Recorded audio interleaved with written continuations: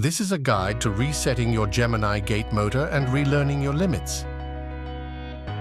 Begin by unlocking the red lever and opening it to disengage the gearbox. Manually open your gate approximately 1 meter. Kindly deactivate the power supply to your gate motor or seek assistance from a certified electrician, as the electrical connection to your motor poses inherent dangers. Remove the motor cover and in the bottom right corner inside, disconnect the white plug from the power supply. On the left-hand side, disconnect the positive or negative wire from the battery. Close and lock the red lever. Ensure that the gearbox is engaged by pulling on the gate.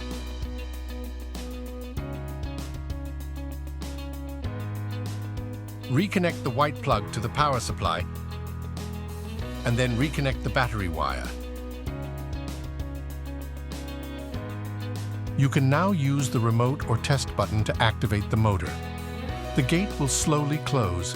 If your gate does not close first, you need to adjust the motor direction on the PC board. It is crucial to have stoppers properly installed. Make sure that the rear stopper comes to a full stop closest to the motor's side. Press the remote or test button to open the gate. Note that when learning the gate motor limits, the gate should close first, then after a trigger open very slowly to establish its limits. After this, the motor should operate normally.